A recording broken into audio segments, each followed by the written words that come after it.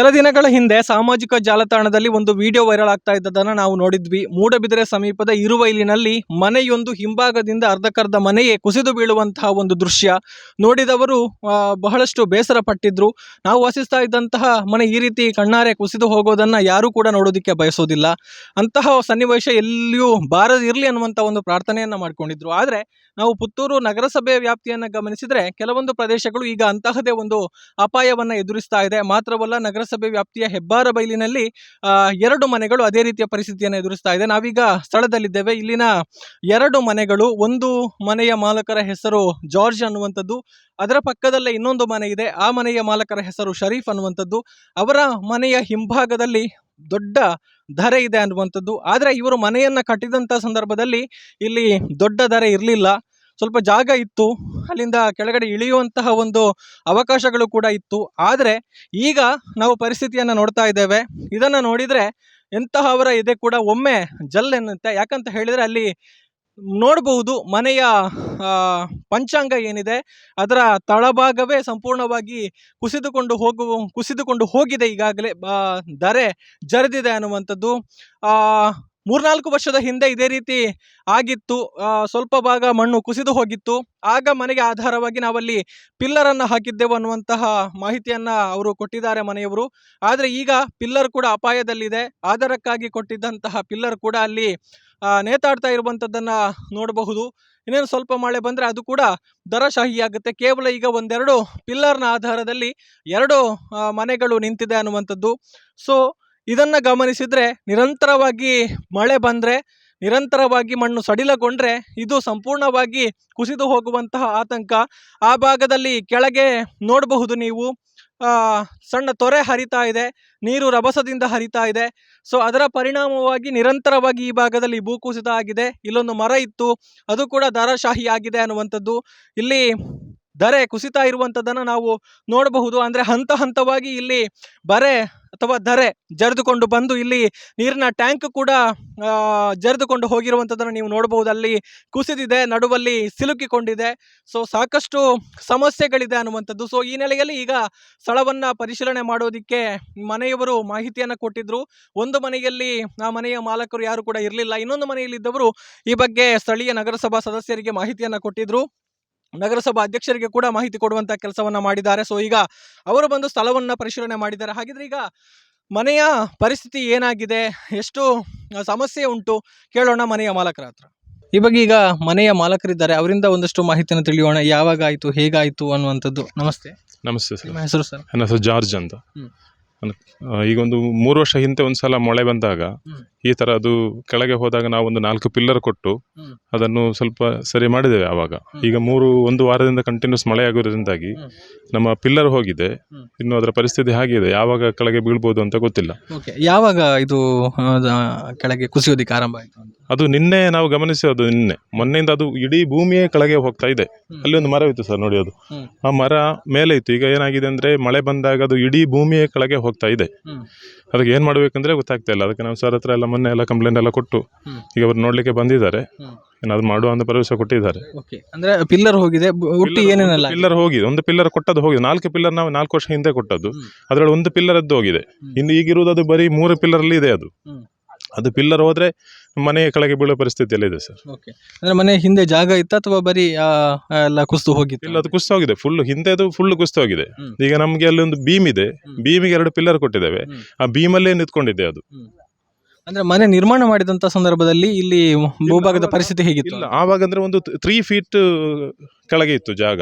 ನಾವಲ್ಲಿಂದ ಕೆಳಗೆ ಆರಾಮ್ಸೆ ಇಳಿತಿದ್ದೇವೆ ಕೆಳಗೆ. ಈಗ ಅದು ಮೊನ್ನೆಯಿಂದ ಮಳೆ ಬರ್ತಾ ಇದೆ, ಆವಾಗ ಅದು ಫುಲ್ ಕೆಳಗೆ ಹೋಗ್ತಾ ಇದೆ. 3 ಫೀಟ್ ನಮಗೆ ಹೊರಗಡೆ ಬರ್ಲಿಕ್ಕೆ ಕೂಡ ಸುಲಭದಲ್ಲಿ ನಾವು ಕೆಳಗೆ ಇಳಿಬೋದಿತ್ತು ಆವಾಗ. ಇವಾಗ ಪರಿಸ್ಥಿತಿ ಆಗಿದೆ, ನೀವು ನೋಡಿದ್ರೆ ಒಂದು 10-12 ಫೀಟ್ ಡೌನ್ ಹೋಗಿದೆ ಜಾಗ. ಅಂದ್ರೆ ಈಗ ಮನೆಯಲ್ಲಿ ಈಗ ವಾಸ ಮಾಡೋದಕ್ಕೆ ಸಾಧ್ಯ ಇದೆಯಾ? ಈ ಬಗ್ಗೆ ಯಾರನ್ನಾದ್ರೂ ನೀವು ಕೇಳಿದ್ದೀರಾ, ಅಭಿಪ್ರಾಯಗಳನ್ನ ಕೇಳಿದ್ದೀರಾ? ಈಗ ಅದೇ ಇಂಜಿನಿಯರ್ ಸರ್ ಹತ್ರ ಮಾತಾಡಿದಾಗ ಅವ್ರು ಹೇಳಿದ್ರು ಅಲ್ಲಿ ವರ್ಕ್ ಏರಿಯಾಕ್ಕೆ ಹೋಗಬಾರ್ದು ಅಂತ ಹೇಳಿದ್ದಾರೆ. ವರ್ಕ್ ಏರಿಯಾ ಡೇಂಜರ್ ಅಲ್ಲಿ ಇದೆ ಅಂತ ಹೇಳಿದ್ದಾರೆ. ಈಗ ಅದೇ ಏನ್ ಮಾಡ್ಬೇಕಂತ ನಮಗೆ ಗೊತ್ತಿಲ್ಲ ಈಗ. ಎಷ್ಟು ಖರ್ಚಾಗಿತ್ತು ಅಂದ್ರೆ 2 ಮನೆಗಳಿದೆ ಅನ್ನುವಂಥದ್ದು. ಸೊ 2 ಮನೆಗಳು ಒಂದಕ್ಕೊಂದು ಹತ್ತಿರ ಇದೆ. ಇನ್ನೊಂದು ಮನೆಯ ಮಾಲಕರು ಎಲ್ಲಿದ್ದಾರೆ ಏನು ಅಂತ? ಅವರು ಮೊನ್ನೆ ನಮ್ಮ ಮನೆಗೆ ಹೋಗಿದ್ದಾರೆ, ಇವತ್ತು ಬರ್ತಾರೆ ಅಂತ ಹೇಳಿದ್ರು. ನೀವು ಬರ್ತೀರಿ ಅಲ್ಲ ಸರ್ ನೋಡ್ಲಿಕ್ಕೆ ಬರ್ತಾರೆ ಅಂತ ಹೇಳಿದೆ, ನಾನು ಬರ್ಲಿಕ್ಕೆ ಹೇಳಿದ್ದಾರೆ. ಬರ್ಬೋದು ಈಗ ಅರ್ಧ ಗಂಟೆ ಒಳಗೆ ಬರ್ತಾರೆ. ಅವ್ರ ಹತ್ರ ಕೂಡ ಮಾತಾಡಿದ್ದಾನೆ. ಈಗ ಅವರಿಗೆ ರಿಲೇಷನ್ ಮನೆ ಇದೆ, ಅಲ್ಲಿಗೆ ಹೋಗಿದ್ದಾರೆ ಅವರು. ನಾವೀಗ ಇಲ್ಲೇ ಇದ್ದೇವೆ. ಈಗ ಏನು ಮಾಡಬೇಕಂತ ಗೊತ್ತಾಗ್ತಾ ಇಲ್ಲ. ನಿಮಗೆ ಮನೆ ನಿರ್ಮಾಣ ಸಂದರ್ಭದಲ್ಲಿ ಎಷ್ಟು ಖರ್ಚು ವೆಚ್ಚ ಆಗಿತ್ತು ಹೇಗೆ ಅಂತ, ಈಗ ನಷ್ಟದ ಒಂದು ಅಂದಾಜನ್ನು ಹೇಳೋದಿದ್ರೆ ಎಷ್ಟಾಗಿದೆ ಅಂತ ಹೇಳ್ಬೋದು ಏನು? ಅದು ಮನೆಯದು ಸರ್, ಅದು 2 ಫ್ಲೋರ್ ಇದೆ ಅಲ್ಲ ಮನೆ, ಒಂದು 40 ಲಕ್ಷಕ್ಕಿಂತ ಮೇಲೆ ಖರ್ಚಾಗಿದೆ ಅದು. ಈಗ ನಾನು ತಿಂಗಳಿಗೆ 20,000 ರೂಪಾಯಿ ಲೋನ್ ಕಟ್ತಾ ಇದೆ, ಅದು ಹೌಸಿಂಗ್ ಲೋನ್. ಮತ್ತೆ ಬೇರೆ ಜಾಗ ತಗೊಳ್ಳಿಕ್ಕೋಸ್ಕರ ಕೂಡ ಬೇರೆ ಲೋನನ್ನು ಮಾಡಿದ್ದಾನೆ. ಅದರ ಒಂದು 27,000 ತಿಂಗಳಿಗೆ ಕಟ್ತಾ ಇದ್ದಾನೆ ಈಗ ನಾನು. ಈಗ ಇದು ಬಿಟ್ಟು ಹೋಗುವಾಗಿಯೂ ಇಲ್ಲ, ಏನು ಮಾಡಬೇಕಂದ್ರೆ ಗೊತ್ತಾಗ್ತಾ ಇಲ್ಲ. ಈಗ ನಮ್ಮ ಜೊತೆಗೆ ಮಾತನಾಡೋದಕ್ಕೆ ಸ್ಥಳೀಯ ನಗರಸಭಾ ಸದಸ್ಯರಾಗಿರುವಂತಹ ಪ್ರೇಮ್ ಕುಮಾರ್ ಅವರಿದ್ದಾರೆ. ಅವರಿಗೆ ಯಾವಾಗ ಗಮನಕ್ಕೆ ಬಂದಿದೆ, ಅವರು ಏನು ಹೇಳ್ತಾರೆ ಕೇಳೋಣ. ನಮಸ್ತೆ ಸರ್. ನಮಸ್ತೆ. ನಿಮಗೆ ಯಾವಾಗ ಗೊತ್ತಾಯಿತು ವಿಷಯ? ಇವತ್ತು ಬೆಳಿಗ್ಗೆ ಫೋನ್ ಮಾಡಿ ಹೇಳಿದ್ರು ಅವರು, ಮನೆ ಓನರ್ ಜಾರ್ಜ್ ಅಂತ ಹೇಳುವವರು, ಈ ರೀತಿ ಗುಡ್ಡ ಹಿಂದೆ ಕುಸ್ತಿದೆ ಅಂತ ಹೇಳಿ. ನಾನು ಆ ಕೂಡಲೇ ಒಂದು ಅರ್ಧ ಗಂಟೆಯಲ್ಲಿ ಬರ್ತೇನೆ ಅಂತ ಹೇಳಿ ಇಲ್ಲಿ ಸ್ಥಳಕ್ಕೆ ಬಂದು ನೋಡಿದಾಗ ಈ ರೀತಿ ಆಗಿತ್ತು. ಅವರು ಕೆಲಸದ ನಿಮಿತ್ತ ಹೊರಗೆ ಹೋಗಿದ್ರು. ಹಾಗೆ ಬನ್ನಿ, ನಾನು ನಮ್ಮ ಮೇಲಿನ ಅಧಿಕಾರಿಗಳಿಗೆಲ್ಲ ತಿಳಿಸಿ ನಿಮ್ಮನ್ನು ಬರಲಿಕ್ಕೆ ಹೇಳ್ತೇನೆ ಬನ್ನಿ ಅಂತ ಹೇಳಿದ್ದೆ. ಹಾಗಾಗಿ ಈಗ ಮೇಲಿನ ನಮ್ಮ ಅಧ್ಯಕ್ಷರು ಬಂದಿದ್ದಾರೆ, ಹಾಗೂ ಚೀಫ್ ಆಫೀಸರಿಗೆ ಸಹ ತಿಳಿಸಿದ್ದೇನೆ ಈ ಬಗ್ಗೆ. ಅವರು ಸಹ ಇನ್ನು ಬರಲಿಕ್ಕಿದ್ದಾರೆ. ಈಗಾಗಲೇ ಬಂದು ಜಾಗ ಎಲ್ಲ ಪರಿಶೀಲನೆ ಮಾಡ್ತಾ ಇದ್ದೆ. ಪ್ರಕೃತಿ ವಿಕೋಪದಿಂದ ನಮ್ಮ ವಾರ್ಡ್ನಲ್ಲಿ ಕೆಲವು ಕಡೆ ಇಂಥ ಅನಾಹುತಗಳೆಲ್ಲ ಆಗಿದೆ. ಈಗಾಗಲೇ ಇದರ ಹಿಂಬದಿಗೆ ರಾಜಕಾಲುವೆ ಇರೋದ್ರಿಂದಾಗಿ ನೀರಿನ ಹರಿವು ಜಾಸ್ತಿ ಇರೋದ್ರಿಂದಾಗಿ ಪಕ್ಕದ ಗುಡ್ಡಗಳೆಲ್ಲ ಕುಸಿದು ಕೆಳಗೆ ಬೀಳ್ತಾ ಉಂಟು. ಇಂಥ ಪರಿಸ್ಥಿತಿಯಲ್ಲಿ ಈ ರೀತಿ ಮಳೆ ಬರ್ತಾ ಇರುವಾಗ ಕೂಡಲೇ ಆಗಿ ಏನು ತಗೊಳ್ಳುವಂಥ ಪರಿಸ್ಥಿತಿಯಲ್ಲಿ ಇಲ್ಲ ನಮ್ಮ ಆಡಳಿತದಲ್ಲಿ. ಈಗ ನಿಮ್ಮ ಪ್ರಕಾರ ನಗರಸಭೆಯಿಂದ ಏನು ಮಾಡೋದಕ್ಕೆ ಸಾಧ್ಯ ಇದೆ ಅನ್ನುವಂಥದ್ದು, ಅದು ಆ ನಿಟ್ಟಿನಲ್ಲಿ ಏನು ಪ್ರಯತ್ನಗಳೇನು ಅನ್ನುವಂಥದ್ದು? ನಗರಸಭೆಯಿಂದ ಈಗ ಅಧ್ಯಕ್ಷರು ಈಗಾಗಲೇ ಬಂದಿದ್ದಾರೆ. ಅಧ್ಯಕ್ಷರಲ್ಲಿ ಮಾತಾಡಿ ಏನು ಸಮಸ್ಯೆಗೆ ಏನು ಪರಿಹಾರ ಇದೆ ಅಂತೇಳಿ ಕೇಳಿ ನೋಡಬೇಕಷ್ಟೇ. Thank you. ನಗರಸಭಾ ಅಧ್ಯಕ್ಷರಾಗಿರುವಂತಹ ಕೆ ಜೀವಂದರ್ ಜೈನ್ ಅವರು ಕೂಡ ಈಗಾಗಲೇ ಬಂದು ಈ ಒಂದು ಸ್ಥಳವನ್ನು ಪರಿಶೀಲನೆ ಮಾಡಿದ್ದಾರೆ. ಕರೆ ಬಂದಂಥ ಹಿನ್ನೆಲೆಯಲ್ಲಿ ಸ್ಪಂದಿಸಿ ಪರಿಶೀಲನೆಯನ್ನು ಕೂಡ ಮಾಡಿದ್ದಾರೆ. ಅವರು ಏನು ಹೇಳ್ತಾರೆ ಈಗ ಕೇಳೋಣ. ಸರ್ ನಮಸ್ತೆ. ನಮಸ್ತೆ. ನೋಡಿದ್ದೀರಿ, ಏನು ಮುಂದಕ್ಕೆ ವ್ಯವಸ್ಥೆಗಳು ಹೇಗೆ ಅಂತ? ಈಗಾಗಲೇ ಹೆಬ್ಬಾರ ಬೈಲಲ್ಲಿ ಜಾರ್ಜ್ ಎಂಬುವರು ಮತ್ತು ಶರೀಫ್ ಎಂಬುವರ ಮನೆಯ ಹಿಂಬದಿ ಜರಿದು ಭಾಳ ಅಪಾಯಕಾರಿ ಸ್ಥಿತಿಯಲ್ಲಿದೆ. ಇದರ ಬಗ್ಗೆ ನಾವು ಜಿಲ್ಲಾಧಿಕಾರಿಗಳ ಗಮನಕ್ಕೆ ತರುವಂಥ ಕೆಲಸ ಕಾರ್ಯಗಳನ್ನು ಮಾಡ್ತೇವೆ. ಕಳೆದ 10 ದಿವಸದಿಂದ ನಿರಂತರವಾಗಿ ಮಳೆ ಬರುವ ಕಾರಣ ಒಂದಷ್ಟು ಕಡೆಗಳಲ್ಲಿ ಮನೆಗಳಿಗೆ ಹಾನಿಯಾಗುವ ರೀತಿಯಲ್ಲಿ ಗುಡ್ಡ ಪ್ರದೇಶ ಜರಿತಾ ಇದೆ.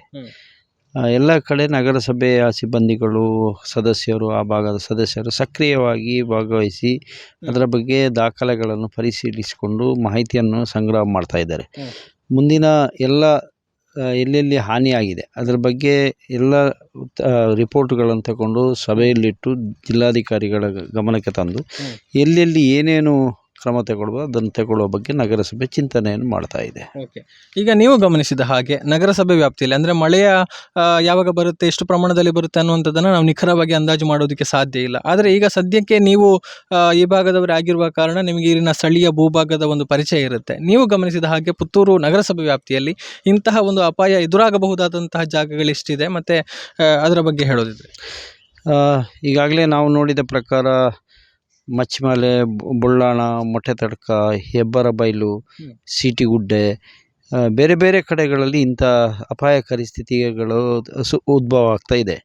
ಇದ್ರ ಬಗ್ಗೆ ಮುನ್ನೆಚ್ಚರಿಕೆಯಾಗಿ ನಾವು ಕೆಲವು ಕ್ರಮಗಳನ್ನು ತಗೊಳ್ತಾ ಇದ್ದೇವೆ. ಎಲ್ಲಿ ಚರಂಡಿ ಕ್ಲೀನ್ ಮಾಡುವಂಥದ್ದು, ಎಲ್ಲಿ ಮಳೆ ನೀರು ನಿಲ್ಲದಾಗಿ ವ್ಯವಸ್ಥೆಗಳನ್ನು ಮಾಡುವಂಥದ್ದು, ಒಂದಷ್ಟು ಮನೆಗಳಿಗೆ ನೀರು ನಿಲ್ಲದ ರೀತಿಯಲ್ಲಿ ಕುಸಿಯುವ ಹಂತಕ್ಕೆ ಬರದೇ ರೀತಿಯಲ್ಲಿ ನೋಡ್ಕೊಳ್ಬೇಕು ಅಂತ ಹೇಳೋದು ಅದನ್ನು ಕೂಡ ನಾವು ಪತ್ರಿಕೆ ಮಾಧ್ಯಮದ ಮುಖಾಂತರ ಸೂಚನೆಯನ್ನು ಕೊಟ್ಟಿದ್ದೇವೆ. ಆ ರೀತಿ ಕೆಲಸ ಕಾರ್ಯಗಳನ್ನು ಮಾಡ್ತಾ ಇದ್ದೇವೆ.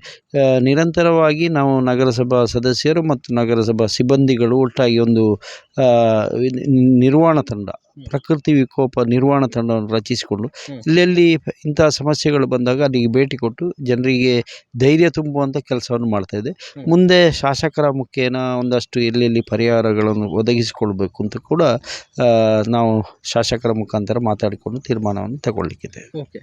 ಈಗ ಇಂತಹ ಪರಿಸ್ಥಿತಿಗಳು ಎದುರಾದಾಗ ಕೆಲವೊಂದು ಸಂದರ್ಭದಲ್ಲಿ ಅಕಸ್ಮಾತ್ ಏನಾದರೂ ಮನೆ ಸಂಪೂರ್ಣವಾಗಿ ನಾಶ ಆದರೆ ಅವರಿಗೆ ಪರ್ಯಾಯ ವ್ಯವಸ್ಥೆ, ಅದನ್ನು ಸ್ಥಳಾಂತರ ಮಾಡುವಂಥದ್ದಿರ್ಬೋದು ಅಥವಾ ಕಾಳಜಿ ಕೇಂದ್ರಗಳಿರ್ಬೋದು, ಇಂತಹ ವ್ಯವಸ್ಥೆಗಳೆಲ್ಲ ಹೇಗೆ, ಇದರ ಬಗ್ಗೆ ಹೇಳೋದು? ಈಗಾಗಲೇ ಬುಳ್ಳಾಣದಲ್ಲಿ ಒಂದು ಮನೆ ಈ ರೀತಿಯ ಪ್ರದೇಶಕ್ಕೆ ಬಂದಾಗ ಅದನ್ನು ಬದಲಿ ವ್ಯವಸ್ಥೆ ಮಾಡುವಾಗಿ ಅವರ ಸಂಬಂಧಿಕರಲ್ಲಿ ಹೋಗುವಾಗೆ ಹೇಳಿದೆವು. ಅವರು ಅಲ್ಲಿ ಹೋಗುವಾಗೆ ನಿನ್ನೆ ತಾನೇ ಮೊಟ್ಟೆ ತಡ್ಕದಲ್ಲಿ ಒಂದು ಮನೆ ಇಂಥ ಪರಿಸ್ಥಿತಿಯನ್ನು ನೋಡಿ ಅವರನ್ನು ಕೂಡ ನಾವು ಇವತ್ತು ಇಂಜಿನಿಯರಿಗೆ ಭೇಟಿ ಮಾಡಿಕೊಂಡು ಅವರಿಗೆ ಕೂಡ ಅಲ್ಲಿಂದ ತೆರವುಗೊಳಿಸಬೇಕು ಅಂತ ಹೇಳುವುದನ್ನು ಕೇಳ್ತಾ ಇದೆ. ಒಂದು ಅಂಥ ಅನಿವಾರ್ಯ ಬಂದ ಕೂಡಲೇ ನಮ್ಮ ಸಮುದಾಯ ಭವನದಲ್ಲಿ ನಿಲ್ಲಿಸುವಂಥ ವ್ಯವಸ್ಥೆಗಳನ್ನು ನಾವು ಮಾಡಲಿಕ್ಕೆ ತಯಾರಿದ್ದೇವೆ. ಒಟ್ಟಾರೆಯಾಗಿ ಪರಿಸ್ಥಿತಿಯನ್ನು ಎದುರಿಸೋದಕ್ಕೆ ನಾವು ಸಜ್ಜಾಗಿದ್ದೇವೆ. ಎಲ್ಲ ರೀತಿಯಲ್ಲಿ ಎಲ್ಲೆಲ್ಲಿ ಟರ್ಪಲ್ನ ಅವಶ್ಯಕತೆ ಉಂಟು, ತುರ್ತಾಗಿ ಏನಾಗಬೇಕು, ಬೇರೆ ಬೇರೆ ರಸ್ತೆಗಳು ಹಾನಿಯಾದಾಗ ಅಲ್ಲಿ ಜಲ್ಲಿ ಹಾಕುವಂಥದ್ದು, ಈ ರೀತಿಯ ಕೆಲಸ ಕಾರ್ಯಗಳು ನಿರಂತರವಾಗಿ ಮಾಡಿದ್ದೇವೆ. ಈಗಾಗಲೇ ಇಂಜಿನಿಯರು ಎಲ್ಲೆಲ್ಲಿ ಮರಳು ಬ್ಯಾಗುಗಳನ್ನು ಇಡಬೇಕು ಅದಕ್ಕೆ ಕೂಡ ಕಾರ್ಯಕ್ರಮ ಹಾಕುವಾಗೆ ನಾವು ಸೂಚನೆಯನ್ನು ಕೊಟ್ಟಿದ್ದೇವೆ. ಧನ್ಯವಾದಗಳು ತಮ್ಮೆಲ್ಲ ಮಾಹಿತಿಗಾಗಿ. ಇದು ಈ ಒಂದು ಮನೆ ಕುಸಿಯುವಂಥ ಹಂತದಲ್ಲಿ ಏನಿದೆ ಅಂದರೆ ಗುಡ್ಡ ಕುಸಿತದಿಂದಾಗಿ ಮನೆಗೆ ಆಗಿರುವಂತಹ ಹಾನಿಯ ಬಗ್ಗೆ ಸ್ಥಳ ಪರಿಶೀಲನೆ ಮಾಡಿರುವಂತಹ ನಗರಸಭೆ ಅಧ್ಯಕ್ಷರು ಹೇಳಿರುವಂತಹ ಮಾತು. ಒಂದಷ್ಟು ಪ್ರದೇಶಗಳಿದೆ ವಿಪರೀತವಾಗಿ ಮಳೆ ಬಂದರೆ ಗುಡ್ಡ ಕುಸಿದು ಅಥವಾ ನೀರು ನಿಂತು ಈ ರೀತಿಯ ಸಮಸ್ಯೆಗಳಾಗುವಂಥದ್ದು. ಅದೆಲ್ಲದಕ್ಕೂ ಕೂಡ ಒಂದು ಸೂಕ್ತವಾದ ವ್ಯವಸ್ಥೆ ಅಥವಾ ಅನಾಹುತಗಳೇನಾದರೂ ಆದರೆ ಆ ಬಗ್ಗೆ ಕ್ಷಿಪ್ರವಾಗಿ ಸ್ಪಂದನೆಯನ್ನು ಕೊಡೋದಕ್ಕೆ ನಗರಸಭೆ ವ್ಯವಸ್ಥೆ ಮಾಡಿಕೊಂಡಿದೆ ಅನ್ನುವಂಥ ಮಾತುಗಳನ್ನು ಕೂಡ ಹೇಳಿದ್ದಾರೆ. ಆದರೆ ಇಂತಹ ಘಟನೆಗಳು ನಡೆಯದೇ ಇರಲಿ, ಅನ್ನುವಂತಹ ದುರಂತಗಳು ಕಡಿಮೆಯಾಗಲಿ ಅನ್ನುವಂಥದ್ದು ಸುದ್ದಿ ಆಶಯ. ಲೋಕೇಶ್ ಬನ್ನೂರು ಜೊತೆಗೆ ಗೌತಮ್ ಶೆಟ್ಟಿ, ಸುದ್ದಿ ನ್ಯೂಸ್, ಪುತ್ತೂರು.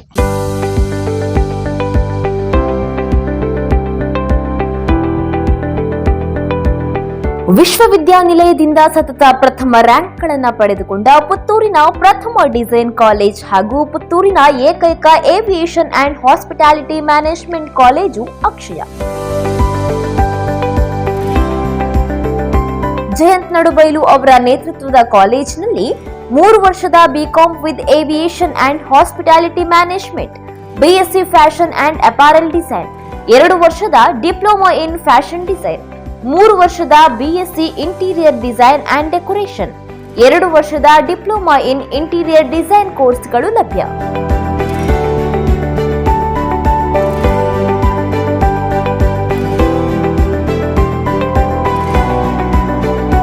ವಿದ್ಯಾರ್ಥಿ ವೇತನ ಸೌಲಭ್ಯ, ಇತರೆ ಕೋರ್ಸ್ಗಳು, ಸ್ಪೋಕನ್ ಇಂಗ್ಲಿಷ್ ತರಬೇತಿ, ಸರ್ಟಿಫಿಕೇಟ್ ಕೋರ್ಸ್ಗಳು, ಶೈಕ್ಷಣಿಕ ಸಾಲ ಸೌಲಭ್ಯ, ಸ್ಪರ್ಧಾತ್ಮಕ ಪರೀಕ್ಷೆಗಳಿಗೆ ತರಬೇತಿ, ಪ್ರತ್ಯೇಕ ಹಾಸ್ಟೆಲ್ ಸೌಲಭ್ಯ, ಅರ್ಹರಿಗೆ ಉಚಿತ ಸೀಟುಗಳು, ಉನ್ನತ ಶ್ರೇಣಿಯಲ್ಲಿ ಉತ್ತೀರ್ಣರಾದ ವಿದ್ಯಾರ್ಥಿಗಳಿಗೆ ಶುಲ್ಕ ವಿನಾಯಿತಿಯೂ ಸಿಗಲಿದೆ. ನಿಮಗಾಗಿ, ನಿಮ್ಮ ಭವಿಷ್ಯಕ್ಕಾಗಿ ಉತ್ತಮ ವಿದ್ಯಾಸಂಸ್ಥೆಯ ಹುಡುಕಾಟದಲ್ಲಿದ್ದೀರಾ? ಹಾಗಾದ್ರೆ ತಡ ಯಾಕೆ? ದಾಖಲಾತಿ ನೋಂದಾವಣೆ ಆರಂಭಗೊಂಡಿದೆ. ಅಡ್ಮಿಷನ್ಗಾಗಿ ಹಿಂದೆ ಸಂಪರ್ಕಿಸಿ ಅಕ್ಷಯ ಕಾಲೇಜು, ಪುತ್ತೂರು. 0821200030 9141116070 8050108510. ಸುದ್ದಿ ಚಾನಲ್, ಕ್ಷಣ ಕ್ಷಣದ ಸುದ್ದಿಗಾಗಿ.